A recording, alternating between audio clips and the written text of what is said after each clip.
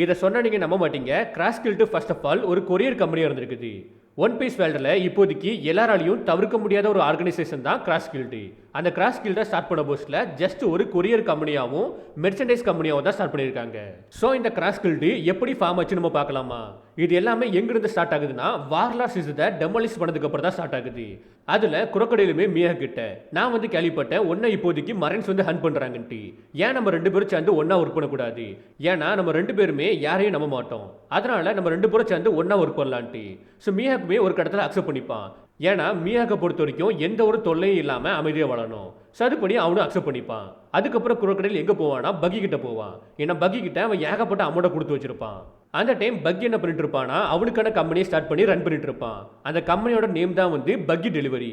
இதுல தான் கொரியர் அப்புறம் மெர்ச்சன்டைஸ் எல்லாத்தையுமே டெலிவரி பண்ணிட்டு இருப்பான். அந்த டைம் தான் குரோக்கடைலுமே பக்கி கிட்ட வந்து கொடுத்த அமௌண்ட்டை கேட்பான். பட் பக்கி கிட்ட சுத்தமா காசே இருக்காது. அந்த டைம் பக்கியுமே என்ன பண்ணணும்னு தெரியாம முடிச்சுட்டு இருக்க போஸ்ட்ல குரோக்கடைலுமே எனக்கு தெளிவா தெரியாது. நான் கொடுத்த அமௌண்ட் எனக்கு வேணும். நான் இப்போதைக்கு ஒரு கம்பெனியை ஸ்டார்ட் பண்ணலான்னு இருக்கேன்.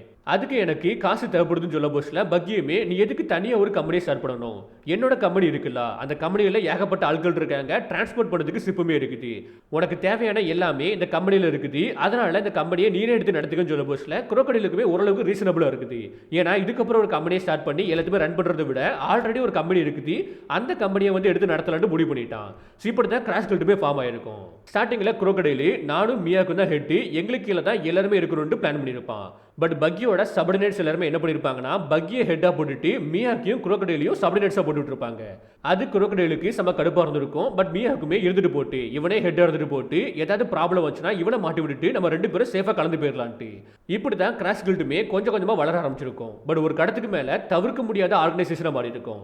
ஏன்னா இப்போதைக்கு ஒன் பீஸ் வேர்ல்டுல ஒரு ரூல் இருக்கும். அந்த ரூலையே வந்து ரிவர்ஸ் பண்ணியிருக்கும். ஏன்னா எப்பவுமே வேர்ல்டு கவர்மெண்ட் தான் பைரட்ஸுக்கு பவுண்டரி செட் பண்ணுவாங்க. பட் கிராஸ்கில்ட சேர்ந்த ஆட்கள் எல்லாருமே மரைன்ஸுக்கு பவுண்டரி செட் பண்றாங்க. இது இப்போதைக்கு டைரக்டா வேர்ல்டு கவர்மெண்ட்டுக்கு ஒரு மிகப்பெரிய த்ரெட்டா இருக்குது. பேசிக்கா எல்லா வேலையும் பண்ணி கிராஸ்கில்ட நடத்துறது வந்து குரோக்கடைல். ஹெட்டா மட்டும் நம்ம பக்கி இருக்கான். அண்ட் இப்போதைக்கு கிராஸ்கில்ட் ஒன் பீஸ் தேடி போக போறாங்க. குரோக்கடைலுக்கு அதுல விருப்பமே கிடையாது. இந்த கம்பெனி நடத்துறது மட்டும் தான் விருப்பம். இந்த ஒன் பீஸ் தேடி போறதுல விருப்பமே கிடையாது. பட் பக்கி வந்து எல்லாத்தையுமே சேஞ்ச் பண்ணி விட்டுருப்பான்.